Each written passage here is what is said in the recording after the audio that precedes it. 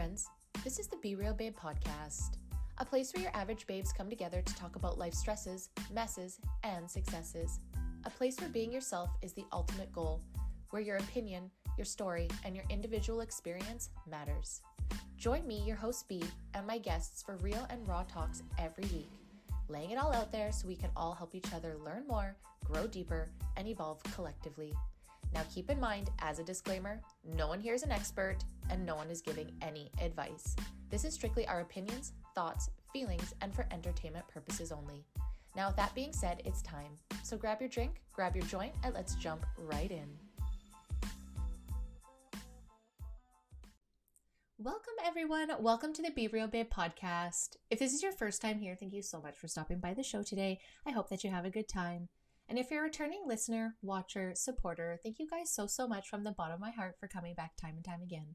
For those that don't know me, my name is Brandy. I am the host of the show, and today you guys are on episode 228, being real about topical steroid withdrawal, also known as TSW. You guys, I'm so excited to have these guests on. Not only are they fans and supporters of the show, but Mama is always in my DMs and just one of my absolute favorite people, and I was so honored to meet her daughter today and go through their experience with steroid withdrawal, topical steroid withdrawal, because y'all, this is a whole topic I didn't even know existed until Sanique came on the show last December. Like, I kind of knew about what she was going through with her experience. She kind of highlighted to me. We shared it on the episode, and then Adrianna was in my DMs and was like, girl, bet I've got a crazy story about TSW. And I was like, okay, tell me what the fuck more. I need to know more. And my mind was blown when I fell down this rabbit hole as well. So I'm so excited for you guys. Again, that sounds terrible when I say I'm so excited for you guys to hear this story, but I do really think that informed consent is the most important thing. And I feel like, again, in this realm, in this industry with medical products and all that, it's not there as much as we'd like to see it. So I really want to try and make sure any opportunity I can get to share experiences so that people know what the fuck, because this one is a what the fuck situation. That's my mission here, okay? So very excited only for the fact that this is going to spread informed consent. I am not excited that these two had to go through this and the whole entire family and everything else. So if you're interested in listening, so super excited to jump onto that. But before we do, I just want to remind you, if you are listening on Apple, Spotify, or Rumble, to like, subscribe, turn on those notifications, and comment for engagement or leave me a review. It's so helpful, you guys. It's helped me get out there, you guys. I'm so close to 20,000 plays. You guys are insane. So thank you so much. Keep commenting, keep sharing, keep liking, keep giving the reviews, because it's helping me get out there, which means everyone else's stories can get out there as well. And if you want to find me on social media, you can find me on Instagram or TikTok at the Be Real Babe podcast or the Be Real Babe. And don't forget that on YouTube twice a week on Mondays, we keep up with Canada. On YouTube, we talk about all things Canadian news, Canadian government scandals, all that fun stuff. And then on Wednesdays, we talk about internet insanity, any random shit I find on the internet. And by the time this is out, we should actually be stopped for the month of July. Yes, actually, this will be July 4th when this posts, so I'll actually be taking a month off of YouTube, but don't worry, I'll be back in August, and there's plenty of episodes for the last 3 months for you to catch up on if you haven't already. Okay, I'm going to shut the fuck up because it's an important story and experience, and I cannot wait for you guys to hear it. All right, babes, it's time to get on to the show, and with me today, I have two very special guests joining me today for their first time. I'd like to welcome Adrianna and Shamra to the show. Hey, babes, how's it going? Good. Great. Good, I'm so excited, both of you on. Thank you so much for joining me today. You're welcome. Thanks for having us. Yes, and before we get on, I just want to say, because I found this super excited, thank you guys for being fans of the show and support. Like, it not only means so much that I get to actually talk to some of the people that listen to the show, but the fact that you guys are coming on today, it means a lot. So I just wanted to thank you guys so much for the support. And maybe if you could just tell me how you even stumbled across the show. I found it, there was like a few things. So Erin, in your very first season, you did the anxiety episode, I think, with Erin. Yes. And so Erin and I, we went to the gym together quite a bit, and we went through our separations around the same time. So I knew from her. And then I also knew Holly, and she did an episode and whatever. And so I just kept listening. And all these women from Grand Prairie that I know, from extracurriculars and just different stuff, we're all on your episodes and whatnot. And yeah, and Shamra probably found it from me sending them episodes. Probably, yeah.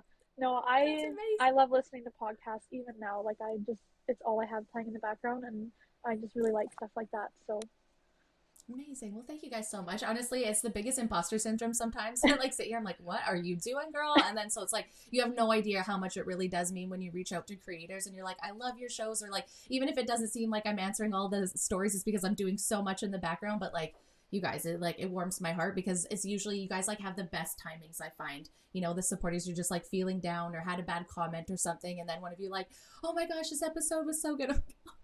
Okay, thank you. So please keep doing that for any creator that you listen to. Don't be afraid to ever reach out to them because it does mean a lot, because I'm sure I'm not the only one that gets imposter syndrome. But yeah, so just first and foremost, thank you guys so much. Before we jump into this whole experience that you had, Shamra, let's just maybe get to know you guys a little bit better in the community, and then we'll jump in from the beginning of your story to where you are now. So maybe we'll start with Mom. Adrianna, tell me a little bit about you. I'm just a really inappropriate mom of 6. Accurate.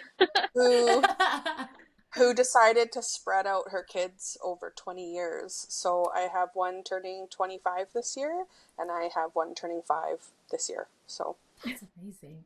Good for you. You must like it then, right? Yeah, I do. All these years. Yeah, I do actually like having children. So. I love that. Thank you so much. Sometimes I just like, I don't understand the hate that people have. Like, I get it. Because I'm sure kids are annoying sometimes, but there are moments.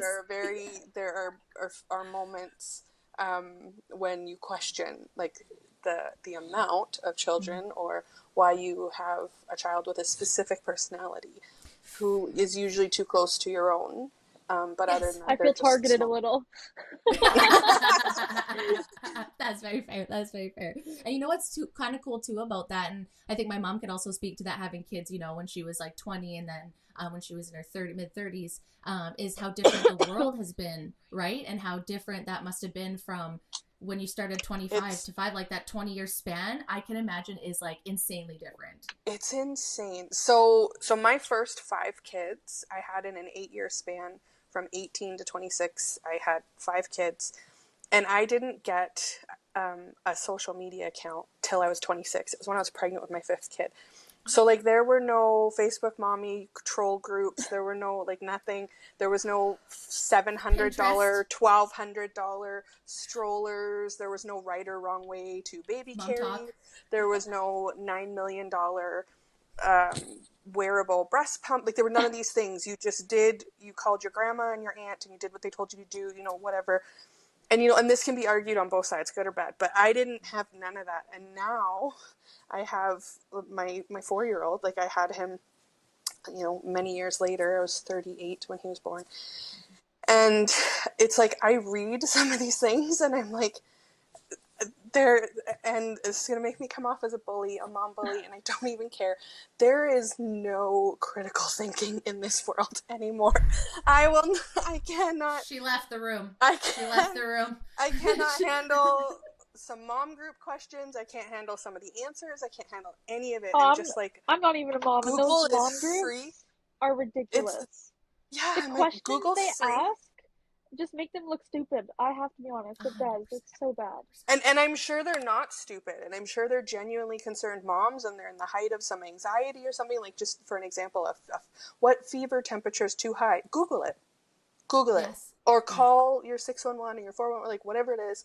Don't come here to these women that will pick you apart. Because you'll get everything from fevers aren't real to give them an entire bottle of adult Tylenol. Like, you'll just get, and these are all wrong answers. These are all wrong answers. And the right answer is boring, so nobody will listen to it. So it's just, I can't. It's adding all this emotion and opinions when it's like, I imagine being a parent, it's already difficult enough with family and friends and intertwining, and then all of a sudden you got strangers on the fucking internet. Like, no thank you, ma'am. Like, I get it, but to your point, like, go be sufficient to yourself to go find out. And then maybe if you can't, be like, hey, I've looked up these things. What do you guys, in your experiences, then at least you're at least coming with some knowledge. But that's like, kudos to you guys. And I think now probably it'd be nice to say what happened to Shamra obviously was not with social media mom groups. And although it might have been nice to have some support of people going through the same thing, I feel like maybe it probably best that you didn't go through that. At this time on social media, is that easy and fair to say? we had social media for when like we actually decided to stop what was causing it, and But not that before. was good in a lot of ways, but yeah, not before. Like as yeah. Okay, fair. So before we get into that, share a little bit about you. Well, I'm a dog mom. I don't know. I don't know what to say. That's fair. What are you hoping to accomplish today in our episode when you're sharing your story? I would say share more about what it is. Um, there's a lot of there's a lot that goes into it, but I think the biggest thing is that it's doctors who led us to believe that it was a good decision to keep going with the steroids. And I think sometimes it's best to trust what you believe is right for you and to stand for that and to like advocate for yourself on that. So you had firsthand experience what it was like not to be advocated for a medical team at, I'm assuming, a somewhat young age. Yeah. So that probably did not help you in your adult life. It didn't help me. I lost my trust at a younger age, and I was like, you guys royally fucked me up here, and now I'm struggling. And then we went through the pandemic, and I was like, oh man, now I'm really struggling, and I just don't know. And then you run to the other side sometimes, and the natural side's a little bit crazy too. You know, Yeah. like you said, most answers are wrong. So I imagine that was a little bit more mentally exhausting than people that haven't been through something like that understand. Well, even now, like with my, I guess, want to not use steroids, it's really hard when I tell that to doctors, especially with my asthma. There is a lot of steroidal inhalers that they recommend, and sometimes I do need to just use, but they're really pushy and they treat me like, well, you're just treating your health like shit then. Like that's how they come to me about it. That's what it seems like. They just don't believe, they think what I'm doing is not, is like with a lack of I guess knowledge. Yeah, just, and that's not fair to say. I mean, you've been through it, you know what you're going through, and at the end of the day, you get to decide. That's informed consent. Like, tell me all the options, and I get to decide and support me through it, which is weird. I don't understand. It's like when someone comes in a, let's say, in a drunk driving accident, they don't shame the victim, they help them, right? So Yeah. it's just like, why are you shaming me for the choices that I'm making because they maybe don't align with you? And if I make the wrong choice and I end up being sicker, like, okay, I made the wrong you know what I mean? Like, why isn't that up to me? Why am I not respected just because I don't have an education? And that's what I felt like through the pandemic. It's like, oh, I can't have just an opinion because I'm not educated. Weird. Yeah. Anyway. No, I've lost so much trust in a lot of like the healthcare system. Even most recently, I'm going through just like switching like medical benefits and everything like that. There's a certain form I needed to have filled out. I just needed to bring it to my doctor and have him fill it out. He tells me there's nothing that needs to be filled out on it. It's already pre-filled. I'm just gonna sign and date it, sent it in. Absolutely, he was wrong. It did need to be filled out. I brought it back, partially filled out now on my behalf, and then I told him like this. I highlighted this is exactly what needs to be filled out, and he looked me in my eyes and said the same thing again. Nothing needs to be filled out, and I pushed. I was like, no, this is exactly what needs to be filled out, and finally he puts it on the paper. Oh my god, what are we doing here? Like, what are Like, we doing like here? you're the doctor. You're not supposed to be doing this, and it's a struggle. It's a struggle. Insane. And you've been dealing with it for, it sounds like, what, 11 years is, or no, 11 years since you stopped the treatment, right? Yeah. So obviously this then started before. Okay, so let's dial back and start at the beginning. So what are we talking about? Like, maybe Adrianna, like, from your point of view as mom, like, where did this start? Day one. And then So- Shamra, yeah, day one. Oh no! As soon as you came out, you're like, Yeah. hey, let's do some we shit. we came home from the hospital. So she's a twin. So her and her twin sister were born. That's cool. According to the dates, they were 9 weeks early, but according to their lung development, they absolutely were not. So we don't know what the dates ended up being, but Shamra was 6 pounds. Her sister was 5.5. Perfectly healthy babies. No problems, no issues. But Shamra has a birthmark on her head. It's a strawberry birthmark, and there's lots of different. There's a few different types of strawberry birthmarks. Some of them can be something to be very cautionary about. Some of them are totally benign, no issue. Because she had the strawberry birthmark, and when she was born, it was quite swollen and quite raised. The doctors gave us topical steroid to put on it sparingly until we could get into the dermatologist. We got into the dermatologist when she was 3 weeks old. So for 3 weeks, she had this put on a space about that big. And we got there, and the dermatologist said, stop taking the steroid. It's fine. It's not one that she'll need anything It's not one that needs any treatment. It needs whatever. It may or may not grow hair. It may stay bald forever. It will shrink over time. It has shrinked. It's flat. Hey, Shamra. Yeah, It's, every now and again it kind of flares up a little, like it'll get more itchy sometimes and whatever, but but yeah, yeah, and it's just a little bald spot. yeah. Okay. So I did not know at the time that that was what started what we would go into 11 years of hell. Right from day one. So yeah, I was never told side effects. I was never told nothing. I was never told anything. I was just said, give this to her. It'll help it swell down, and it'll be a treatment for now until you can see the dermatologist, the actual skin specialist, who should be the only person giving you those types of drugs. I would So, think so, but we do what we want. so we stopped taking it. Didn't think anything of it. Then, at about 4 weeks old, Shamra developed what we were told was atopical eczema. It was on her ears. And Brandy, this 4-week-old baby was ripping her ears apart. She was colicky. She didn't sleep. She didn't anything. She didn't whatever. We start seeing specialists, and we're told she has food sensitivities and eczema. We were handed that exact same tube of topical steroids again, put it on her ears, and I was told to stop nursing her because of my diet, and they're like, you can't really do an elimination diet, it'll just be too complicated, stop nursing her.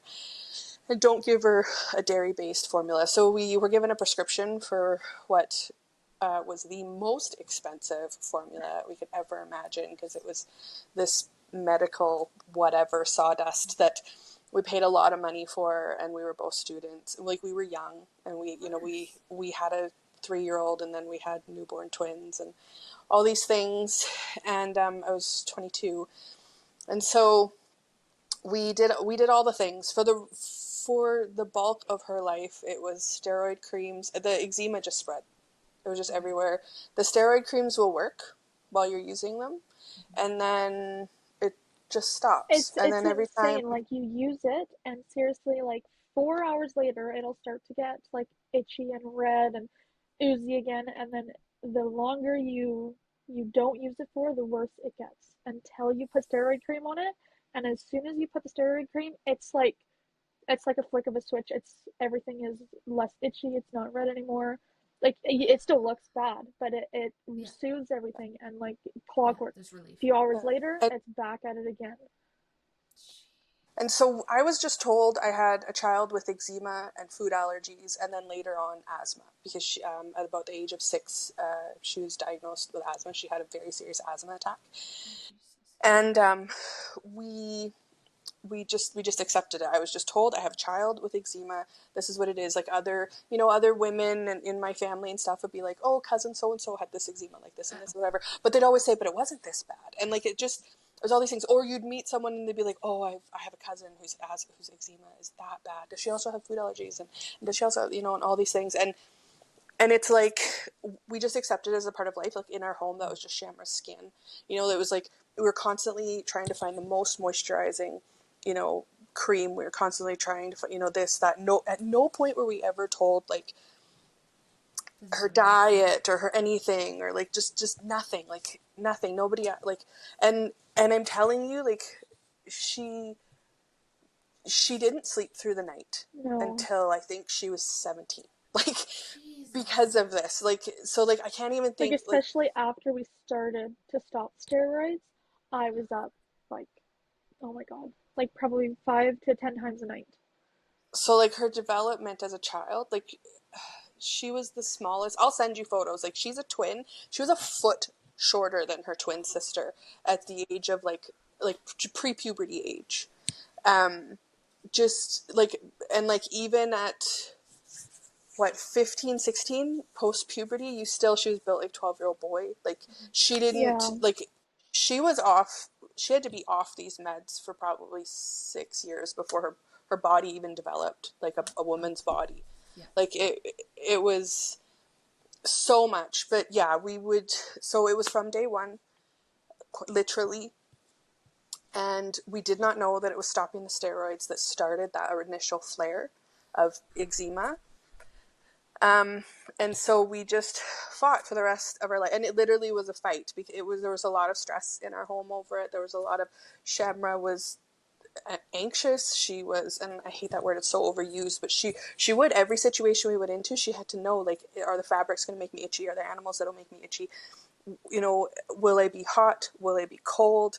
If do I have to keep my legs covered? Because if we're outside, like, eczema cracks and plasma, like, the clear fluid that you leak out of your skin leaks out, and then it dries and it sticks. So like if she wore clothes that covered her skin and we were walking a lot, her skin would crack open, then dry, then her clothes, you have to peel those clothes off you, and that's painful. That's like my socks. So you're fighting. Like, my socks would have to be like, my feet would be soaked in like hot water before I could even get my socks peel them off, and there'd be scabs and blood all inside of them. She hated to sweat, so if she was going to be sweating, it would make me so itchy and burn. Salt, yeah, like into the wounds and stuff. Yeah.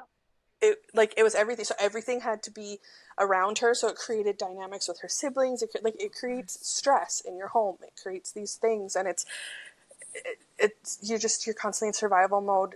When it was really bad, usually it would get the worst. A doctor would give us a different topical. They'd be like, "Oh, that one's not working. You need this one." Or you're getting a lot of infections. We're going to give you one that also has a steroid and an antifungal in it, or they would say, "Oh, you've been using this steroid too long. Now we're going to add you to a different one so that it keeps working for you."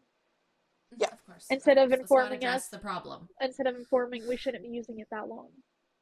I feel like that's like, not to say that like birth control's that way too, that everyone just thinks they could be on birth control for their whole entire lives, and it's like, I think there could be some damage if we do that. Like, I just think that that's what patients should be told. Like, okay, this is maybe going to work for now, but we need to address the root cause of why this is happening, so that you're not on this for the rest of your life. But here's some relief for now. But however, and I mean, I don't know, I think it's hard to say, like, maybe if you did have informed consent about these things, like, I don't know, maybe at the time some people would still pick knowing the risks, right? I don't know, but still, like, at least being fucking informed that, because, like, I'm assuming then correct me if I'm wrong, that we think that your first baby, the minute you put that steroid on, that immediately started that wasn't eczema, that was TSW. That was a flare. Yeah, it was a TSW flare. Okay, so what is TSW? Can we start with that for the people that don't know?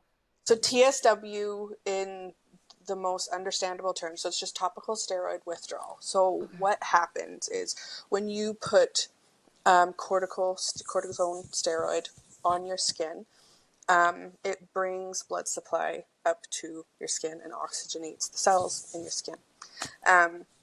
Your skin also produces its own of that drug and can do that for itself. When you put it on, because a lot of our organs, I have since learned, I have a kidney transplant, and I've learned a lot of our organs are just weak ass little bitches, and if something else will do it for them, they are more than happy to let it. So your skin is like, once you stop taking it, it's like it freaks out. It acts like a junkie, like an absolute junkie, and it does everything it can to just lose its mind. It's almost like it knows it'll get it again. So like that's the only way I can describe it. And this like red with she would describe it like lightning was in her. Like, I'll let you Shamra, tell us what it started, like, maybe going back now that we understand. So let's go back to when this all started for you. We heard it from Mom's point of view, but what about for you? What's your earliest memory of understanding that something was off?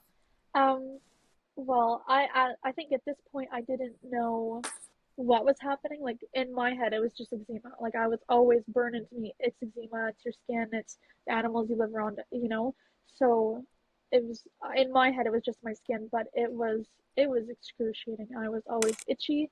I was always like flaking dead skin, or I was oozing, just from like cracks in my skin. I would, when it would get really bad, I would say in the summer especially, it would get bad just from being hot and sweaty. I would, maybe if I was sitting too long and I would go to stand up, and it's like behind my knees would be, they got sweaty, and then they got itchy, and they oozed, and then I was sitting for too long, and now it dried, and then I couldn't straighten my legs because it was so it was painful to, like, it's like cracking open your dry skin. or like my She would hands. walk. She would walk around like the I was little like a T-Rex. Like gremlin. Yeah. she would like she wouldn't straighten her elbows. She wouldn't straighten her legs, and she would And like. so And we can laugh about it now, and I Of think we laughed course. about it then too. But like within our family, but it wasn't and it was easy. bad. And like I would never wear shoes at school. That was a never-ending battle because it would make my feet sweat more, which would make my socks stick to my feet, which would make things worse at the end of the day just to like take my socks off. And I don't know how well like the footage is going to be. I'll show you some right now because of some stuff going on with other medications that I'm going through and like just not taking that medication right now. My asthma is getting worse, so I'm using steroid inhalers. So actually, my neck is a little bit flared up, like it's red. I don't know Oh my if goodness. Yeah, you what can see the yet, red. Yeah. and like I'm not sure what you can see, like the insides of my Oh gosh. elbows, Yeah. um, Yeah, you can see both of that. my elbows, right? And it's like so. Our joints are really a really affected I spot. would say Okay. because it's where it sweats more, like that's the skin that's more like together. So like even Okay. almost like my armpits and like my skin right on the inside of my arm right Like your here. pits, like your Yeah. this ditch, the Any ditch, the yeah. behind Yeah, your knees. Yeah, and anywhere. your lymphatic system is hugely negatively affected Yeah, by fuck. topical, well, just steroid use, period. Yeah. Yes. So all along where your like largest lymph nodes are, Yeah, and so really It's like badly. affected. the Yeah, tops of my that makes feet sense. usually are worse, behind my knees, my insides of my elbows, armpits, kind of like the sides of my, I don't know, sides of my chest. I don't know what you would even Yeah, call I get that. that right beside your Yeah, boob, like where your yeah, side boob kind of is. Yeah, yeah, no, I've got that where I'm exactly. sensitive. I'm like, why is under my armpit sensitive right now? Yeah, It's a weird. I get that when I'm sick. That's when I know I'm sick is when that part of my body starts to be like, don't touch me. I'm like, oh no, I'm gonna get sick. here it comes. But yeah, Yeah, here it comes. Fuck. so it's like it always just felt like something was wrong. Like it was just like living Yeah, in a hell almost, dealing with that all the but a hell time. that you're like, this is you. This is Like you just have eczema. there's This is it. Like yeah, that. there's nothing I can do to get rid of it other than keep using Agreed. steroids. Okay, I need to go have a really hot bath and sit in it for an hour, and then I need to apply lotion as fast as I can before I get dry, and everything is just painful again. And then it was like, in the middle of the night, okay, let me go have a bath again because I woke up dry and sore. Okay, now I need to put lotion on again. It was just it that was just my life doing that.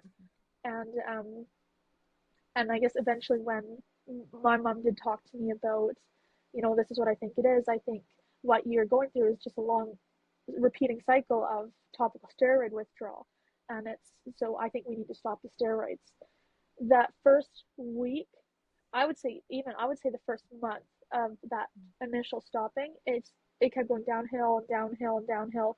It never stopped. My skin didn't stop getting worse. It just Yeah. was like a mudslide of my health. And I ended up actually sleeping with my grandma in her room during all of this. And she started working from home so that I could, So it's like I much. had palliative care.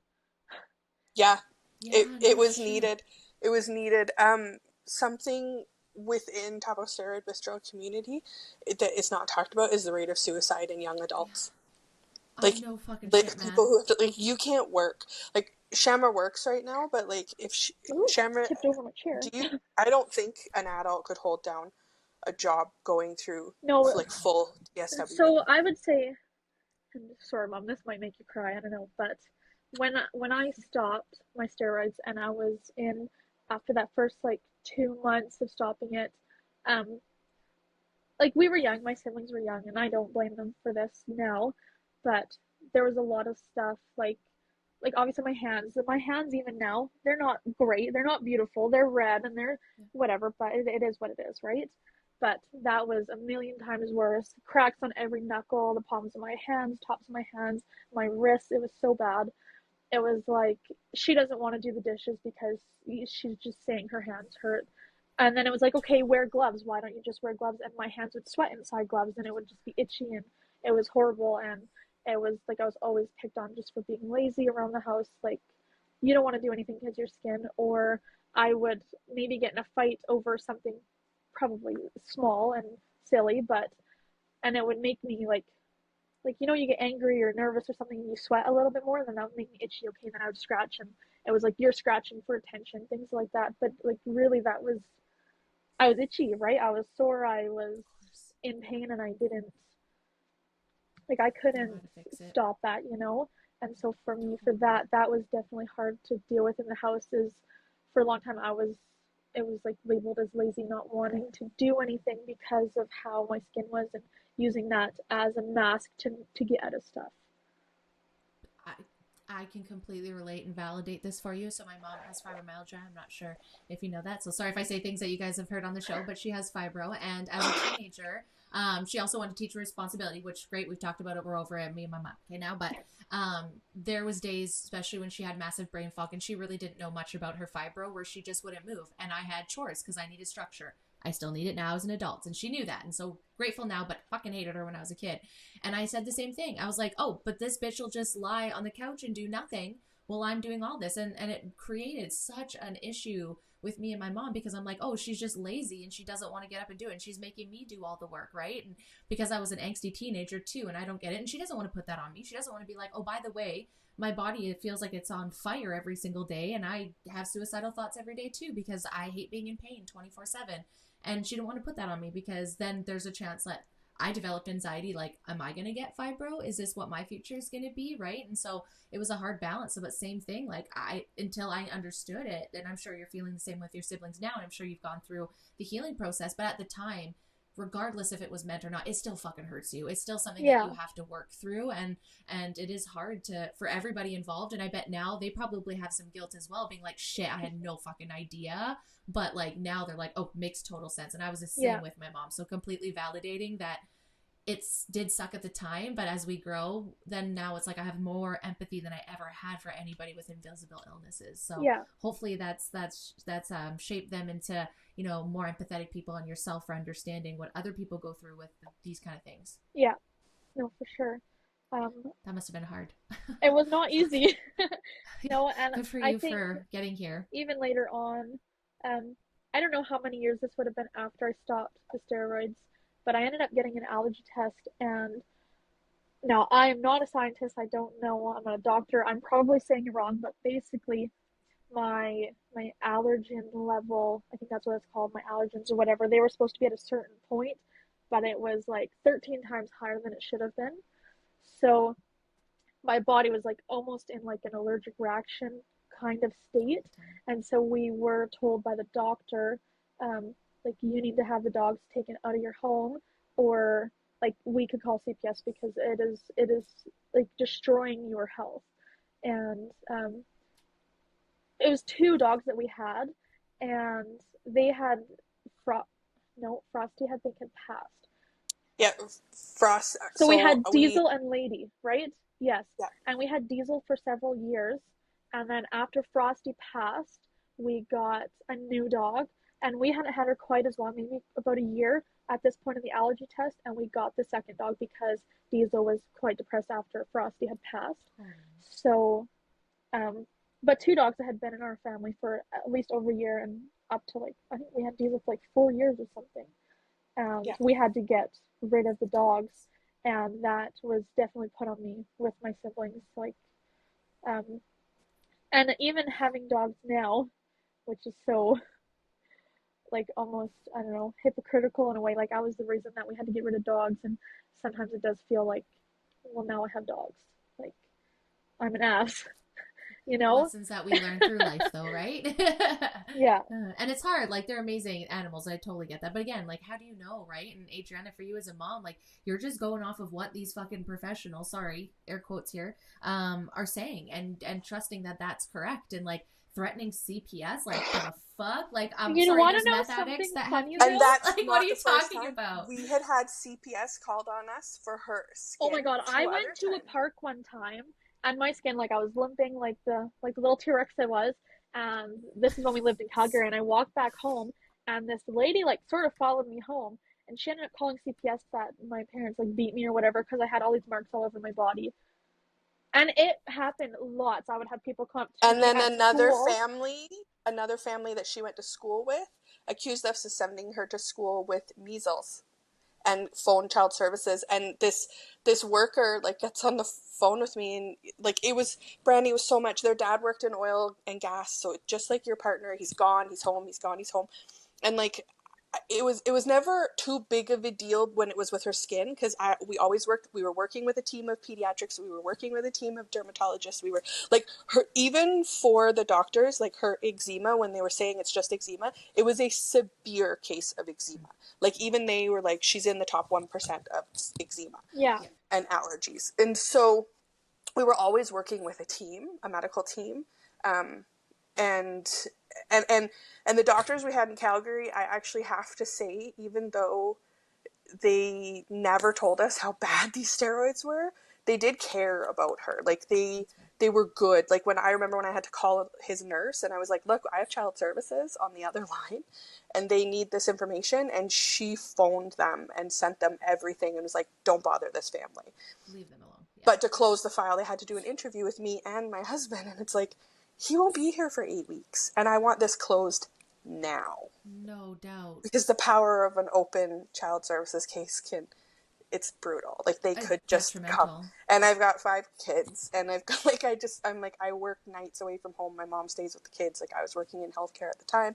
Like it was so brutal. So that when all my kids got interviewed at school before I even knew that there was a case opened. A lot of times CPS is at school because of my son. Because they don't have to tell you, they'll go to the school and interview the kids privately. Yeah, and so you have no consent, you have no nothing. And I have a son who was born after the twins, who will while out and say the craziest thing.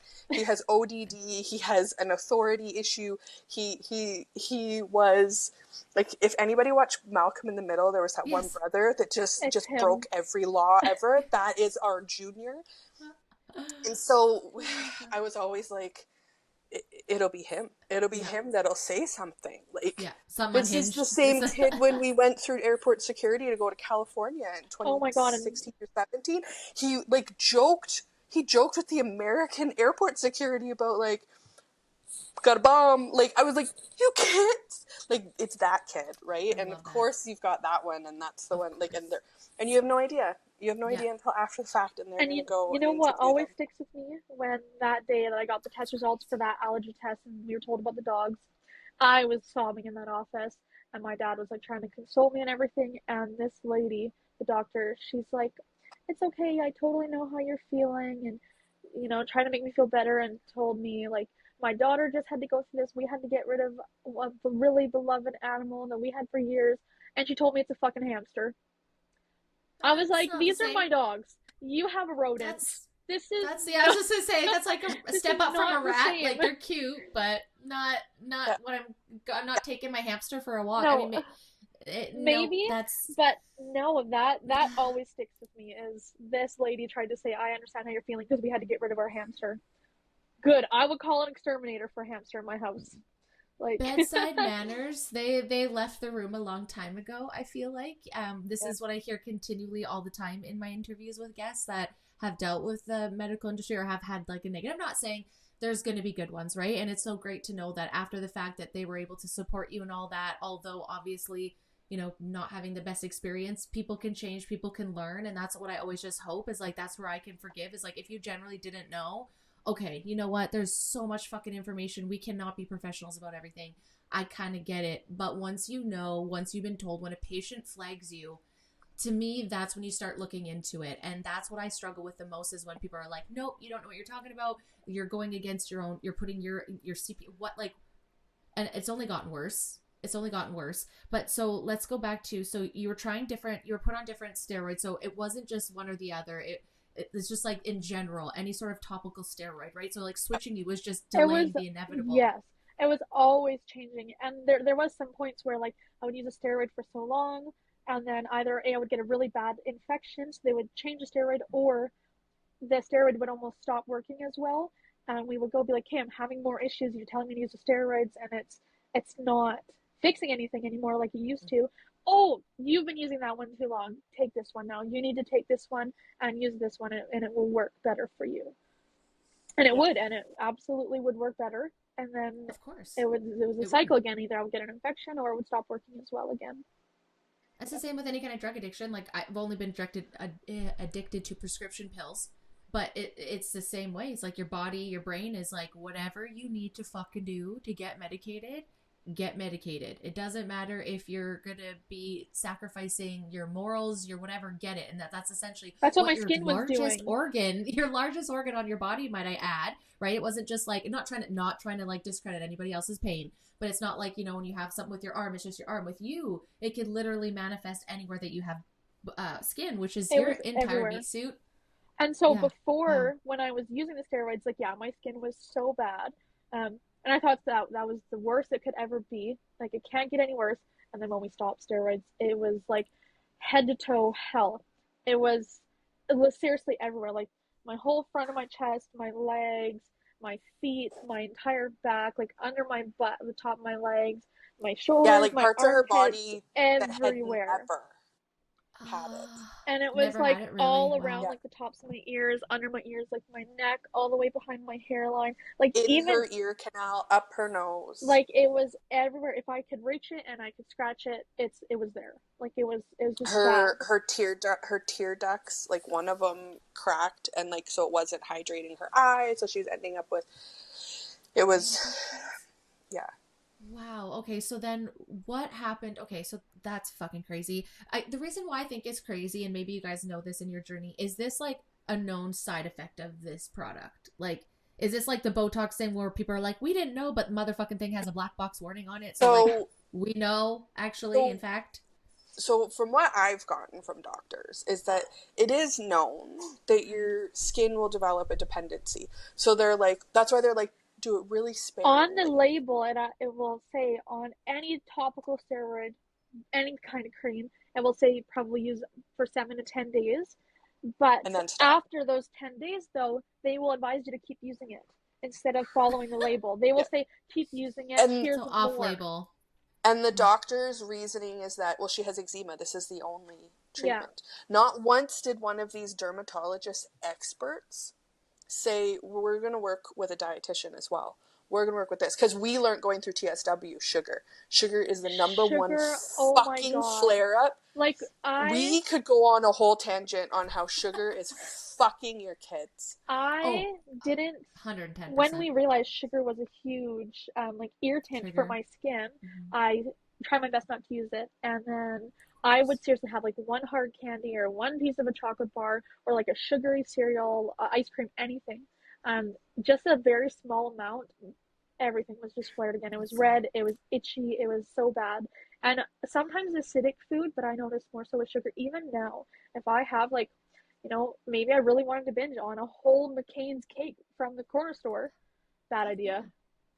Makes me itchy. Fair you, yeah, very fair. I was like, for me, great idea. Sorry. But even when it does, it's a great idea. It tastes great, but bad aftermath. But even when you pay for it.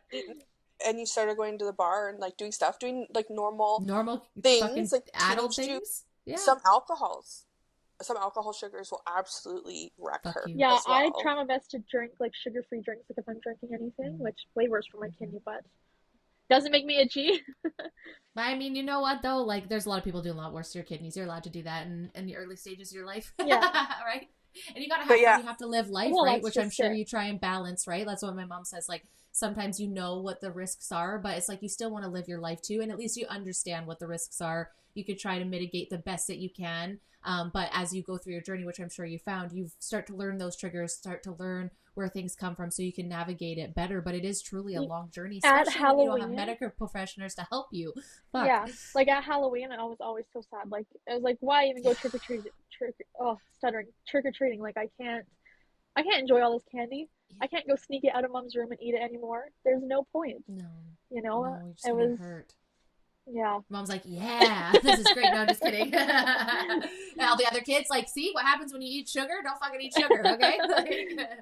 Gotta look for the positives. I remember, it was, no doctor at no point asked us about her diet. No doctor at no point was concerned about her total lack of sleep. I'll never forget it. It was like, when I started to question, is this really the rest of her life? It was New Year's Day 2013. I had gone out the night before and done New Year's things, and I was still very New Year's, and so I had to phone my ex-father-in-law and ask him to drive us to the children's hospital because I was not safe yet to drive. It was very early, and we went there. We knew it was a staph infection. This was not our first rodeo.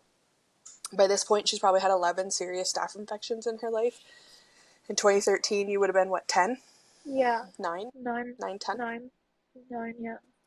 Yeah, so turned 9 that year. So it would have been just before you turned 9. We're there, we're in the children's hospital. We go in there, they see her history, and they can, like, that morning she woke up, and her lymph nodes in her armpit and her groin were, like, quadruple the size that they should be, and she couldn't, like, put her arm down properly, and so we knew what it was, and we went in right away. And this nurse came in and was, like, just taking her history and doing the thing, and she asked about her sleep, and we were like, well, What she doesn't sleep? really sleep through the night. And she was like, she's 9. She's gone 9 years not sleeping through the night. She's like, that's, wow. And then I was like, it's terrible. And then it was like, and then she's like doing some other things. And then the doctors come in and she gets put on IV antibiotics, and she knows, it's like, well, hopefully we'll have you out by the night, but you'll come back. I don't know how many times she was at an IV clinic. I don't know how many times, like,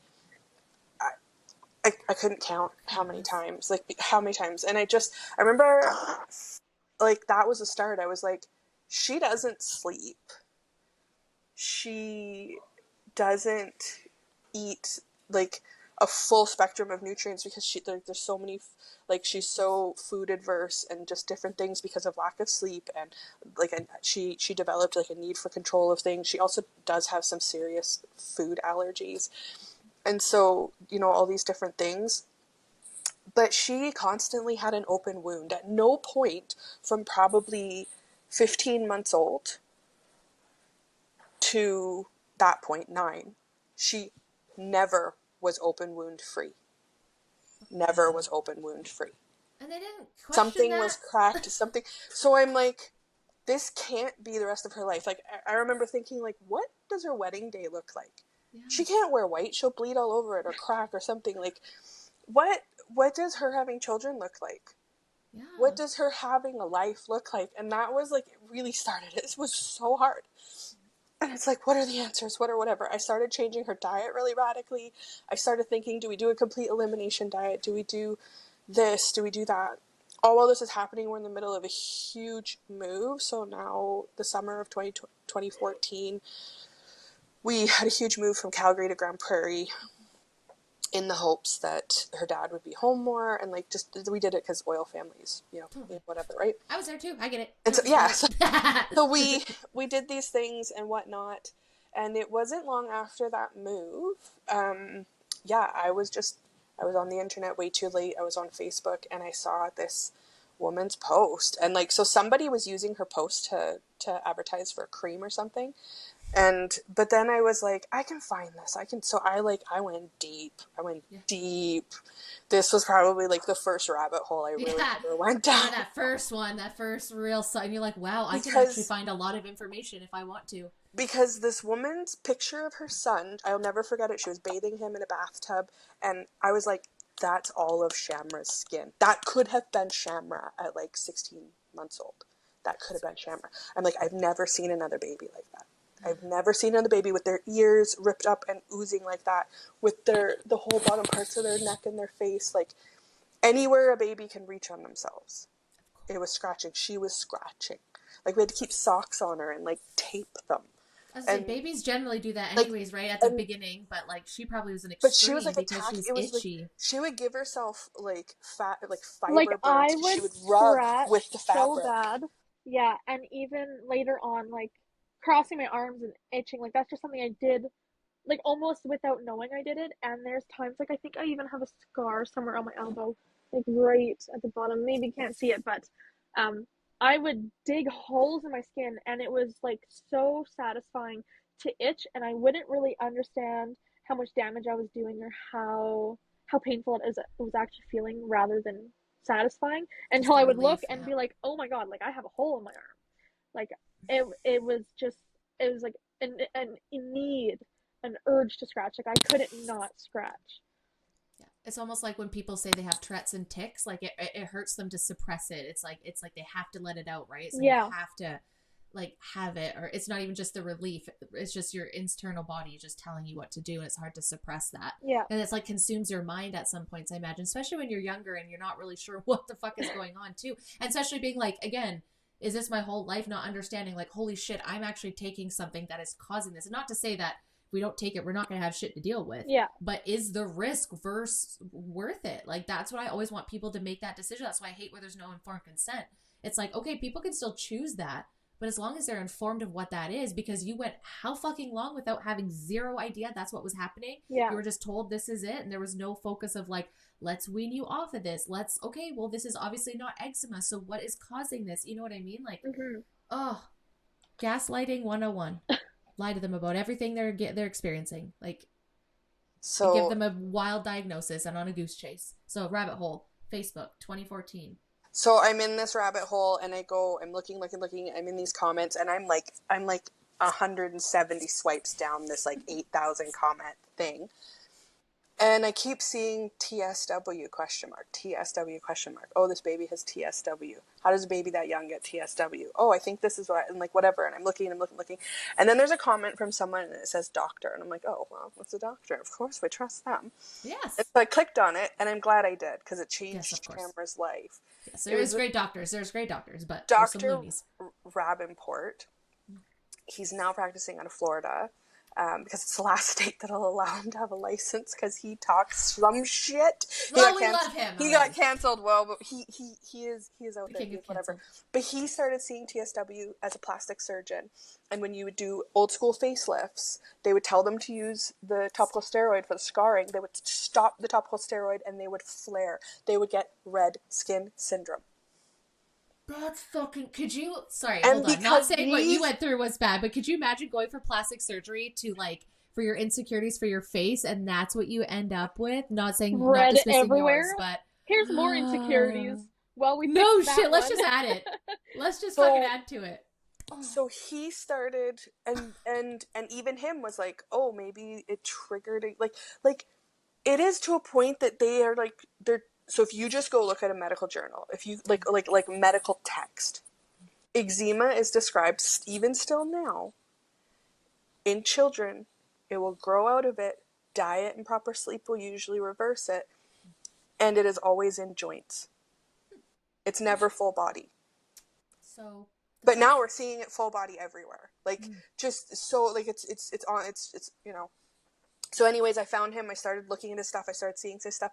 Then I found through searching that there's a TSW Canada Facebook group. And so I found them, and it's not a huge group. It's not whatever, but I found it, and I started seeing people's pictures and people talking and people that. And then there's actually a TSW page. I can't remember her name now, but she's huge, like as far as TSW goes. Very, very big account. And so she had YouTube videos and stuff, and I'm seeing, and I'm like, that is what Shamra's skin looks like. That's exactly what it looks like when it gets its worst, and we're in between different drugs and stuff, or if we couldn't fill a prescription, or we couldn't whatever.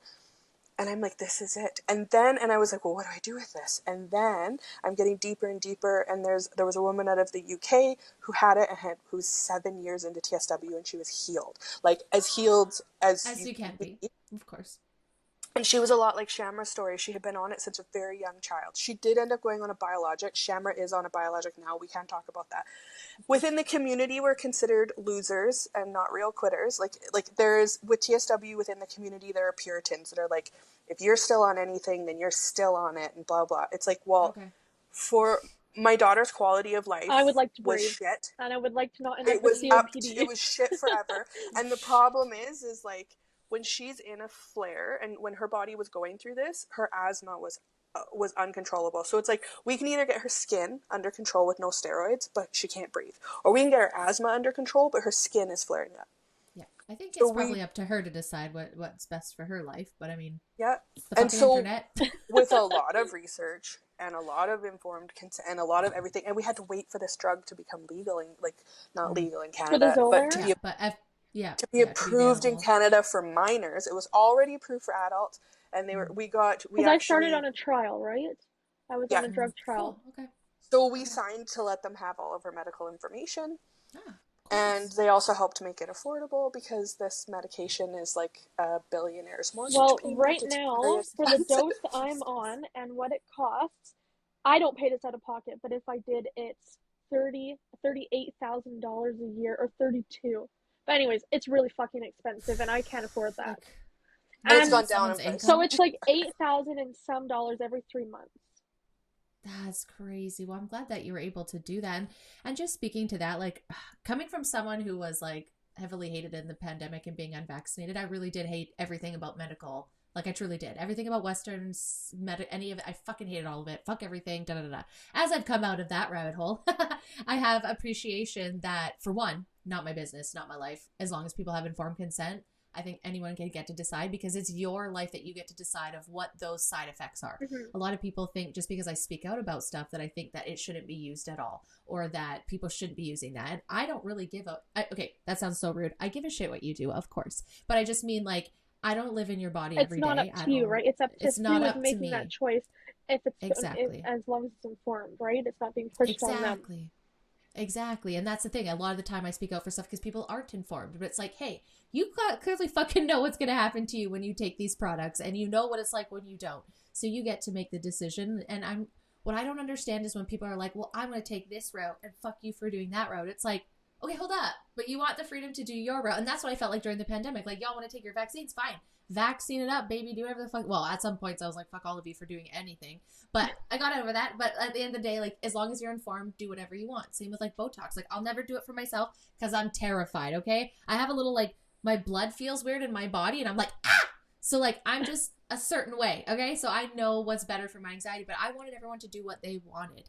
It was just when people are telling you what to do and that you were wrong and you were uneducated and you didn't know, that's the part that bothers me, because I do actually know my body. Mm-hmm. Now that I'm off birth control, I know it a lot more. But, like, you know, it's just, it's really upsetting because you're going to these professionals to have a conversation, not being dictated to like you're a child. Even if you were, Adrianna, you were the mom, you're not the child. So it's just like, you want to listen to your daughter and respect her, but then you've got these medical professionals gaslighting you and not taking accountability. Have you had anybody take any accountability or any validation through your experience, or have you really just had to truly fucking advocate for yourself? No, it is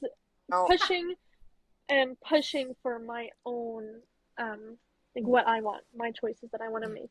Even when I was younger, if we were in the hospital for, I don't know, an asthma attack or whatever it may be, because there was a certain point where I was pushing to not get steroid inhalers.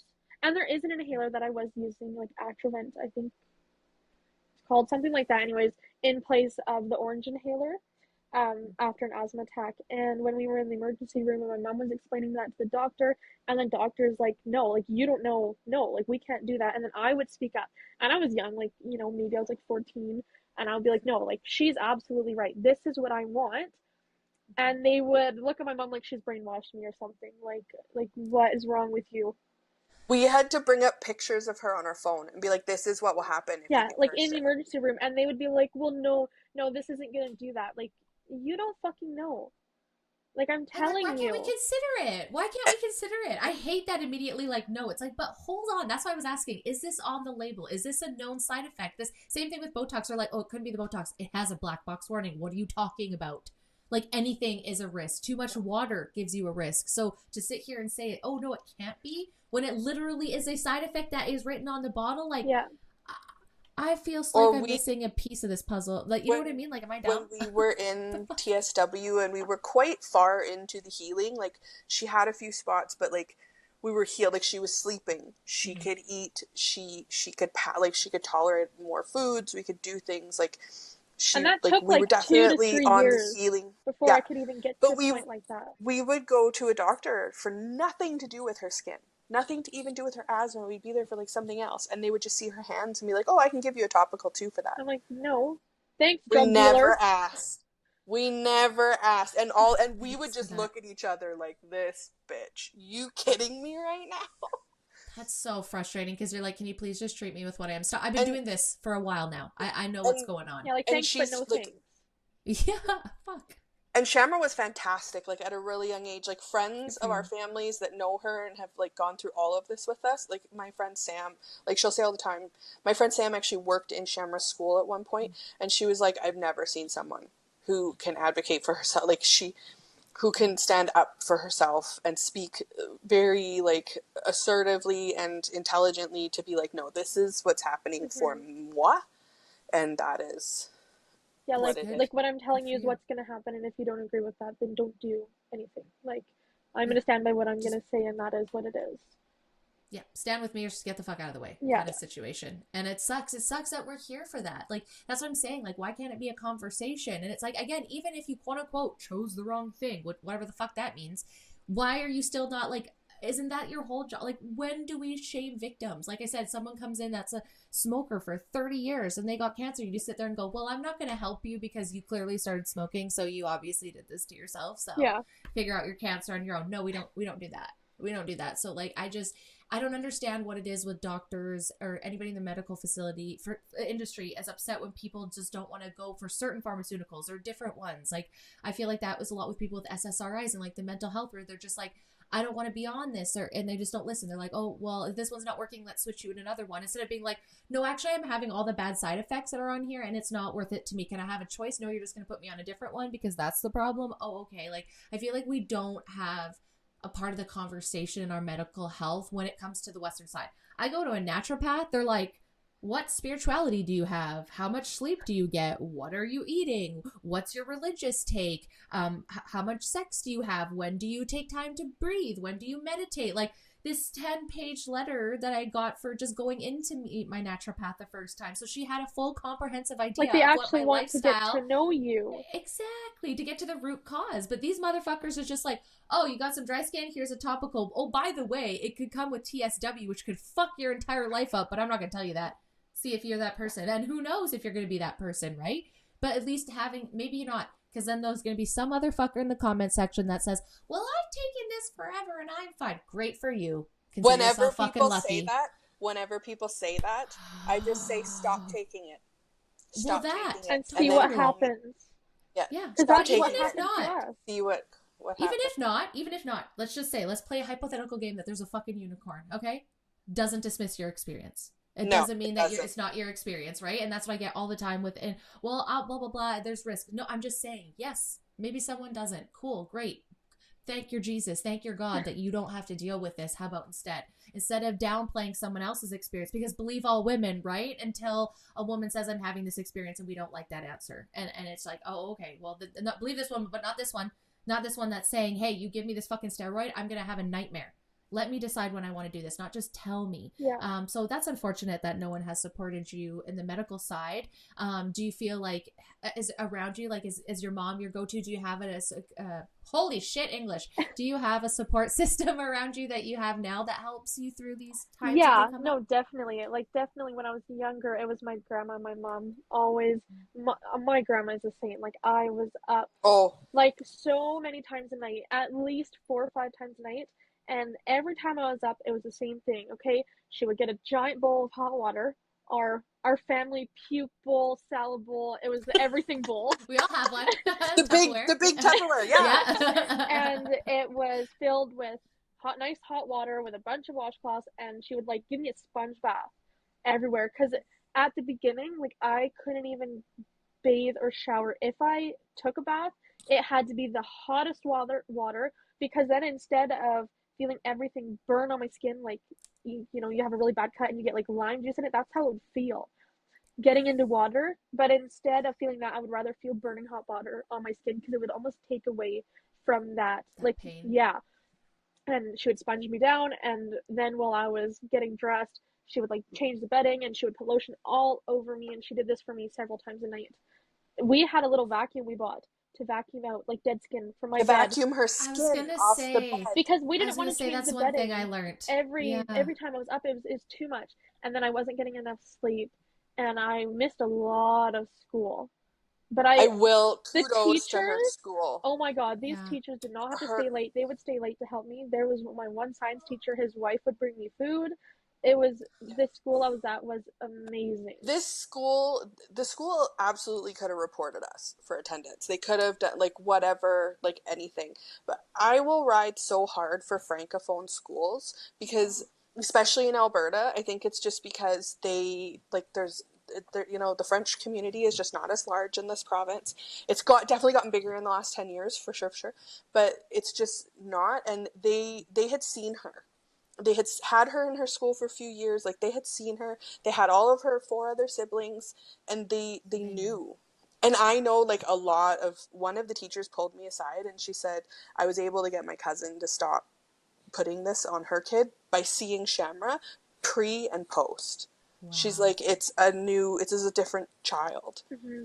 Look at you saving lives at a young age, see? And that's why I think it's so important that we have these conversations about them, right? Mm-hmm. And like, so that people know. And it's hard sometimes too, because there's always going to be cognitive dissonance, right? Because there's always going to be a mom or a dad or a grandma maybe that is bored with that, and they just don't want to be like, oh shit, I didn't know. You know, there's a lot of guilt. I think moms and have them just naturally born into you guys. You just have that the minute you pop your baby out. It's like mom guilt times 1,000, right? So I know there's a lot of that, but at the same time, you got to be honest with what's going on, and just know that you only know what you know, and you do rely on community and these professionals, and we're just all learning now that they're still human fucking beings too. Yeah. They still make mistakes. They still don't know things. They still have their own biases, cognitive dissonance. They have their own paychecks that they get. I'm not saying for everybody, but sometimes there's unethical people. Just because they're smart and they have education doesn't mean that they're not criminals sometimes. Or even in the best of intentions, some people are just so hard on for Western medicine and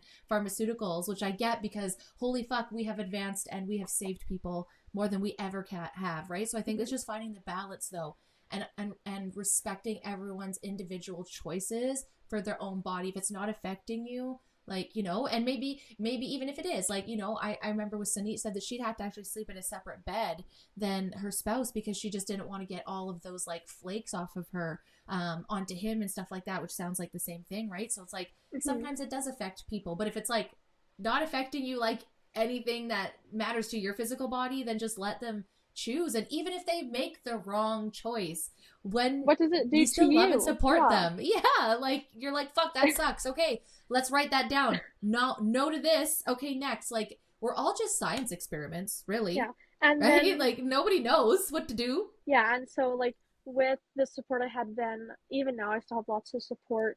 I know if I had to call my mom, she would be down the 3-hour drive away to help, 4-hour drive. And like with my skin, I still struggle with my skin. It never really stopped, but it improved drastically. And like now I'm glad I'm at a point where like I can say, yeah, like I struggle with it, but I don't struggle with it like I did before. And so now it's like laughable how I say I struggle with it now, and it's like it's nothing. It's like a blip of what it used to be. Like now, after I get wet at all anywhere on my body, even like washing my hands, I need to put lotion on, or it gets dry, it cracks, and it does get really itchy when I get dry skin. But and I'm really sensitive, like with my bedding. I need to switch my bedding on my bed like every 3 to 4 days, and if I go up to a week sleeping on the same bedding, I get so itchy. I don't know what it is, if it's just like my skin cells in the bed or what, but it is, and that's still something that really much affects me now. And I hate changing my fucking bed. I hate it. Yeah, it's the worst. It is so much worse. Like fitted sheets are the devil, man. Like for me, I live in a camper, and so my bed is like so squished up against the wall. It's such a challenge, and like doing my bedding all the time. I have to walk across the yard to the main house, do my bedding, come back. It's a pain. But Ethan, my boyfriend, he's amazing, and he changes the bedding for me every time. He doesn't question it. He will switch it because he notices that night, like I was rolling around, I was itchy in bed, and I didn't even know. And so I do still have really a good community, good support system. Yeah. That's amazing. And I think that's fair, man. Like, valid feelings. I mean, you've come so far, but good at you for recognizing, like, I know I've come a long way, and something that would upset me back then doesn't upset me now. And that's just like, that's incredible growth, and wanting to speak out and share, you know, your story so that other people understand, people that are going through it, or moms maybe that are maybe questioning, maybe should I be doing this?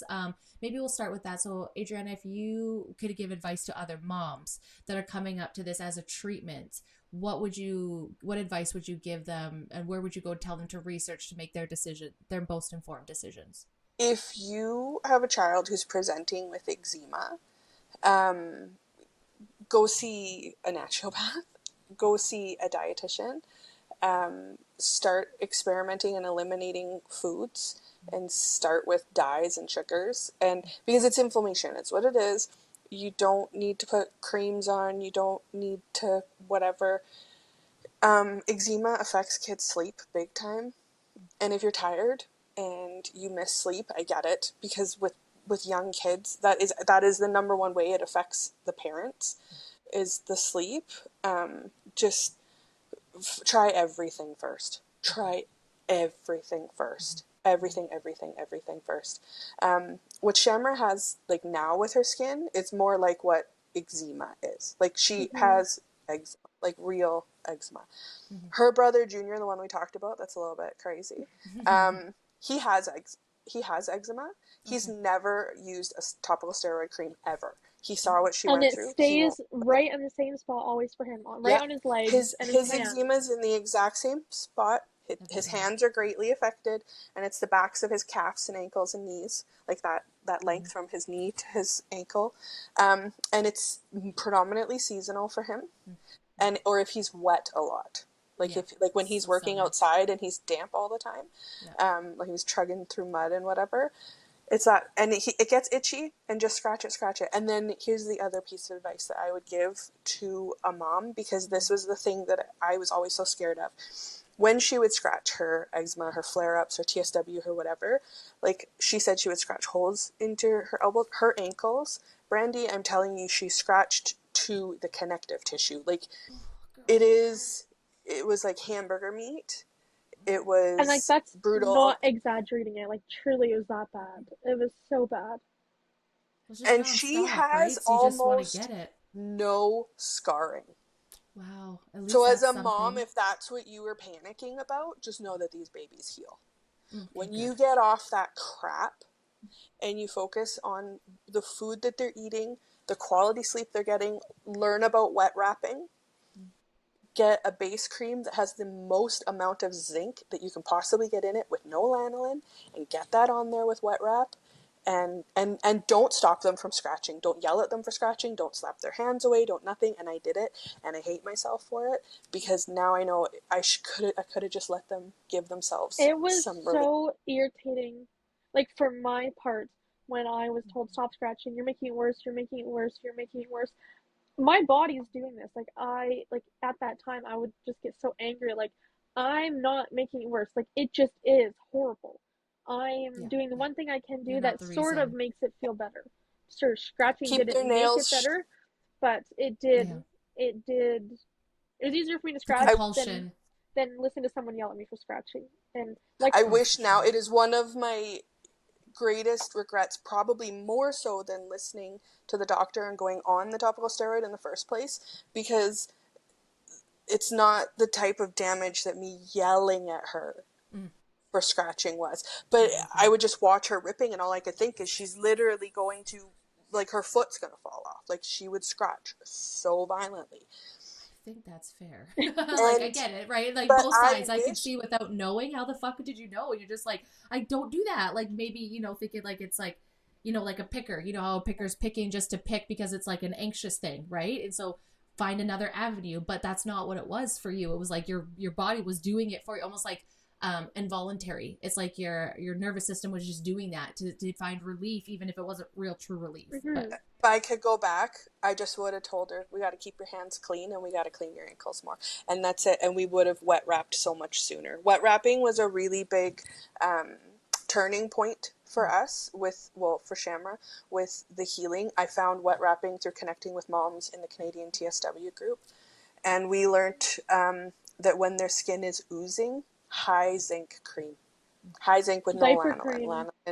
Lanolin is really is diaper cream Yep. good? Because that's exactly what we use is diaper cream. Her neck and her ankles and her inside of her elbows oozed the most, and we would just cake it and then wet wrap it.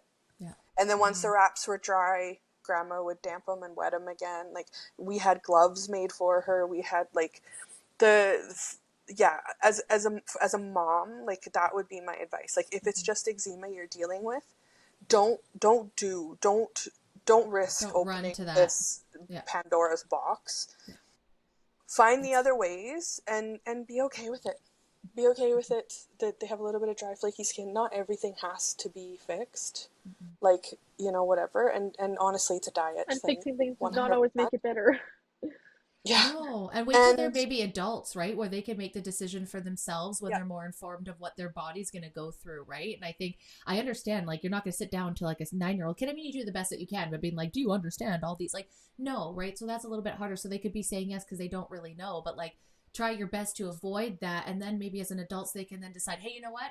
I'm going to give this a try and see what happens, even though we know the signs, but it's not my body. So I'm not going to Yeah. say, right? Like, everyone gets to decide those risks, but like you said, the risks are large and life changing, and although you said you're healing, and it's still there, and like, who knows, because you don't know and you can't play that game. But had you not done that, as you know, had they not suggested that as a child, would we be here today? Would she have just a mild amount of eczema like, you know, your other son there, or would it, I don't, maybe it wouldn't have gone to this. But I mean, okay, I hate that because I know people get mad. Everything happens for a reason, but I'm really glad that you're able to be on the other side of this now and share this confidently, and that you were that girl. Like, I fucking love that. You're just like, no, bitch, I know I'm 10, but I know what I need for myself. It's shitty though, because those kids are usually the ones that have been through stuff, right? That they had to be, That's unfortunately. absolutely Adrianna, it. this isn't no shade to you, because like, literally, please do not have guilt. I know you're not, but like, you did the best with you could, and I'm sure Shamra would say the same thing now that she's grown. You know, like, you did the best with what you knew, and you're really just trying to protect her and trust people. That's the best that we ask for our parents.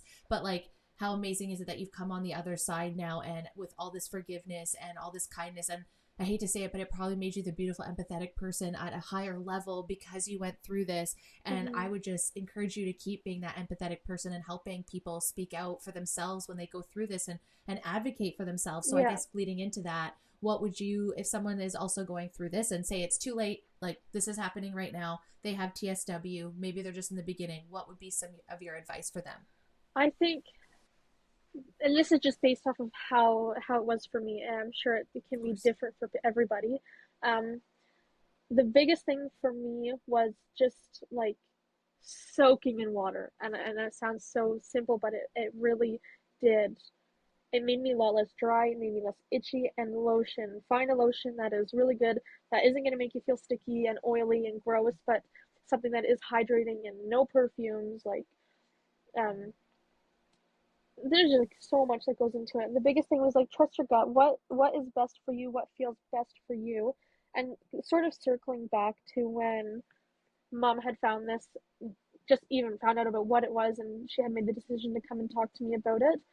Like a week before that point, I was, well, I was being a kid and I was struggling a lot with my sister because we always shared a room, and I was put into a separate room than her for like that week, and I was like doing a lot of internal, I don't know, like searching, I guess you could say. At the time we were going to church, so to me, like, I was praying as much as I could.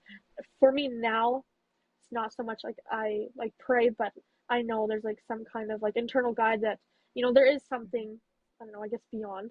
Higher power. Yeah, and I was like, Yeah. I guess manifesting like what, like, I need to make this better. I need to fix it with my sister, but the biggest thing is my skin. Like, I was just really struggling that week with my skin, and everything was just going bad. I'm like, I need an answer for this, and I was really, I guess, like praying and manifesting for that. I need this fixed. And when mom did come to me and tell me like, this is what I think it is, this is what I think we can do, what do you think? And I was on board. I was like, I do, like, I think this is what I was looking for, this is what I was hoping for would happen. And so Answer. I think just really knowing when something's wrong, like, you need to look into it. You need to, if you don't know, you need to seek help, or do what you need to do to, um, find out what's happening Fight for and yourself. Yeah, help fight for yourself. yourself for Yeah, sure.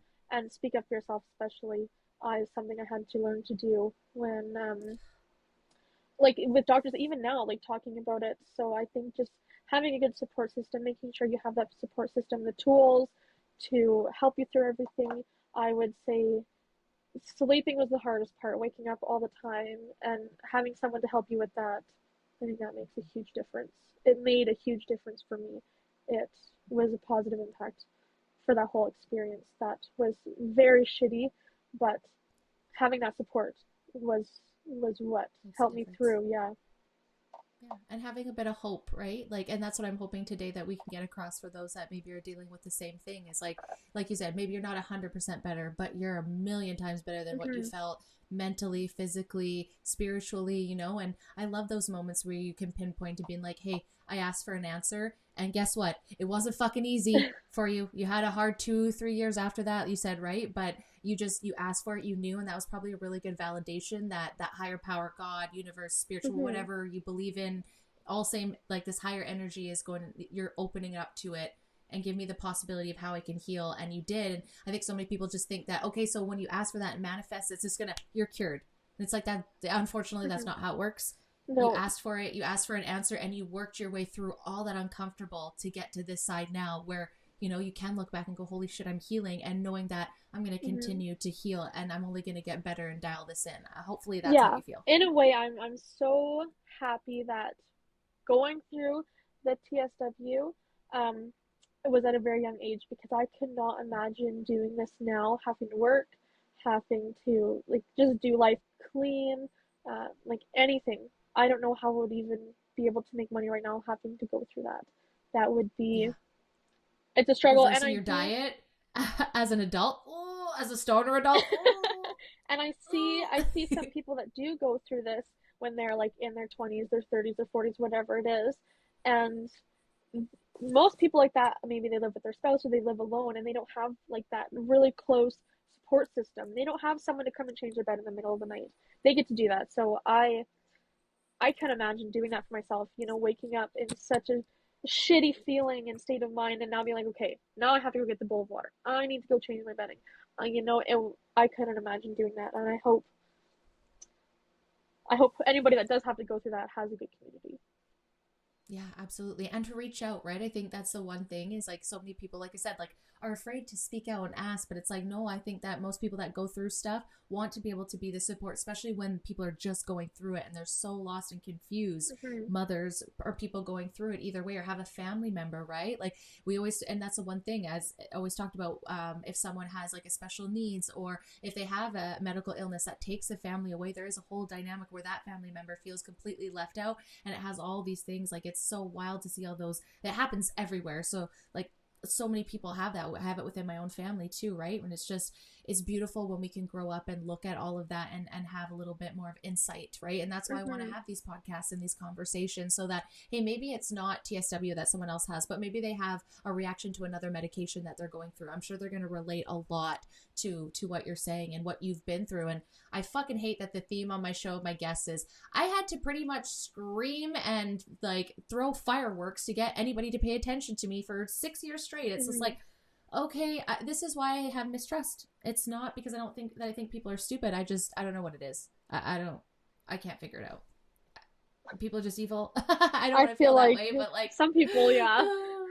Like, what bad karma did you have to be such a shitty person in this world? Like, I don't know. Like, I can't get it, but I just really appreciate that that you guys came on and shared this, because I think it was a beautiful way, Adrianna, for you to share, you know, the regrets that you have. I love it when people are like, hey, you know what? I learned this and I would have done something different, but you know, like, how do I fucking know? But I'm going to do my best to tell other people now. And I'm sure you did. I'm sure every time you see that, you see another mom that you're like, hey, I don't know, but I'm just going to share my experience with you so you don't feel alone, because you probably don't want to feel that way. And same with you, Shamra. I'm sure you feel the same way if you see someone struggling. You're just like, hey, let me be here. And community is truly what gets everybody through everything. Absolutely. So I'd say my biggest advice is, if you're going through it, reach out to people that have been through it, and always ask. You know, don't just assume that they're going to take your trauma, right? Like, let's be respectful in the DMs. Hey, I'm going through something similar. Is it okay if I chat with you? Do you have space, or can we set up some time to talk? Like, I think those are always appropriate questions. If they say, hey, you know what? Not a time, I'm going through a flare, but maybe give me your information. Like, I think that's a big piece of advice too, is don't be afraid to reach out to people going through the same thing, but do so respectfully, of course. Yeah. We all go through days. Yeah, no, absolutely. So is there anything else you guys like? I'm sure. Okay, hold on. That's a heavy question, because I know it could go so much deeper, and I know we just high leveled it. But is there anything else that we could add to your episode today that we haven't covered? I don't know. I think we covered most of it. I think I had to question so many things for doctors. Even now, it is insane how much like I need to push and like almost like challenge what they're saying to know, is it right? Like, should I do what they're telling me to do? Do I need to, like, can I trust this now? Like, because I know you, in a sense, they burned me, right? you know? Burn the trust bridge for sure. So it's hard because you're like, are you going to be another person that's just going to steer me in the wrong way or gaslight me? And that's what I've had with, like my mom said with fibro. It's like, as soon as they see that on her chart, they dismiss anything she has to say and just chalks it up to, it's her fibro. Like, I swear to God, she could go in with a cut off leg bleeding from her knee. And they'd be like, oh, it's just your fibro. Sorry. And it's like, no, she's amputated. She Here's lost a Band-Aid. Like, go no, home. exactly. And that's what it feels like for some people. And I know that's not everyone's experience. Okay. I understand that, but that doesn't mean that that doesn't happen though. And it's just shitty. And I think that's to your point. Advocate for yourself and get second opinions, and don't just go to one doctor. It's okay to go to a team of people, of experts in what you need. It's okay to not just one. It's okay to question people. Like, don't feel like you are now making their lives harder. Like, who fucking cares? This is your life that they're affecting, and you should be asking questions. You should be challenging that. Job. They get paid to take care of you. It's just like, oh, it's an easy answer, just pharmaceutical buy. Like, it makes it hard to see that it's like patient care and it's sick care or pharmaceutical care. Like, that's what it feels like. And it's just like, okay, well then because like, to your point, like right off the bat, why weren't you seeing a specialist before you were given that? Why wasn't it like, was she going to die with that patch? Like, was her life in jeopardy that you guys couldn't have waited? Like, why did they immediately why do we think about immediately giving anything to a newborn child? Yeah. Or at least let the parents decide, hey, I'm not sure if this is the right course of action, but this is an action. Here's the consequences. You get to decide, Mom. And then Mom says yes or no, not just like, hey, this is the options. This is what we're going to do. Yeah, do this, take this, do this after. Like, okay, but why? Yes. Yeah, sometimes I think I wouldn't be good at being pulled into a cult because I have asked too many questions, but I think that's one of those things you kind of have to be like questioning. Don't just take it as, especially if you have that gut feeling. Right? I think all of us know that gut feeling where you're like, exactly, like keep pushing because who cares if you're annoying? Like you said, who fucking cares? It's your life. Then don't go back to that doctor. There's other ones. Go to other ones.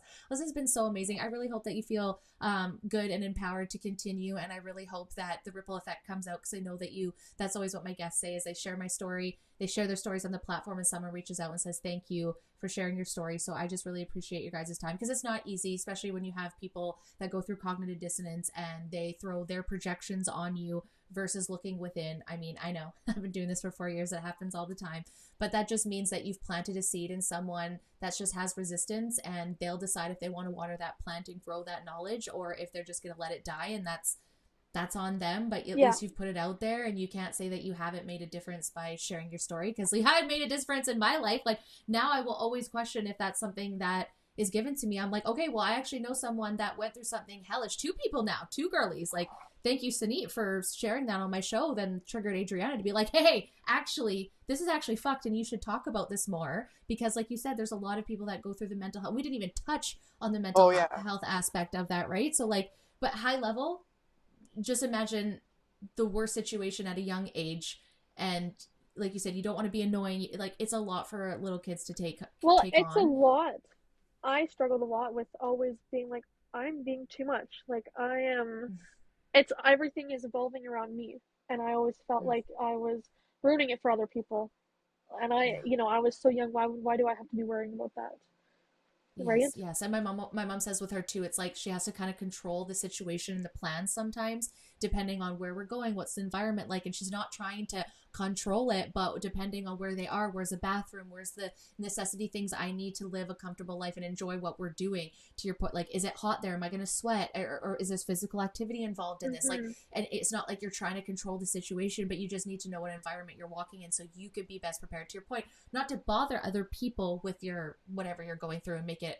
I'm sure there's guilt too of like people having to help as well, right? You're just like, I don't want you to have to do that. But I told my mom, that's fucking family does. Like, I'm a psycho mentally, so you have to take time to mentally help me, and I just physically have to help you, okay? So, like, exchange. There's no difference. Yeah. That's what we do in family. It just looks different, right? So I'm really glad that you guys have been able to grow through this, and I'm assuming that your bond has gotten much stronger through all of that. And I just, encourage you to keep sharing your story. And I think I could keep going on forever. I keep saying like, oh, okay, this. But I just really appreciate this because like I was just mind blown that this was even a thing.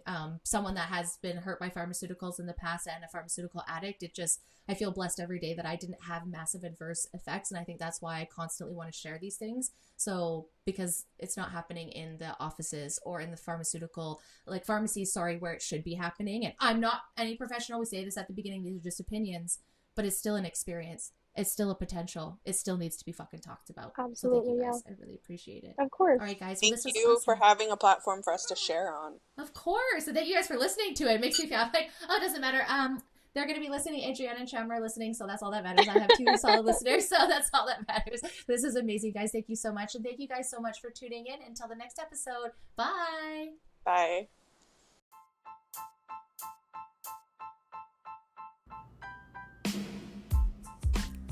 Thank you guys so much for listening. I truly appreciate the support. If you like this episode and you want to hear more, please follow the Be Real Babe podcast on Spotify, Apple, and Rumble. You can also find me at the Be Real Babe podcast on TikTok and Instagram. Until next time, guys. Bye.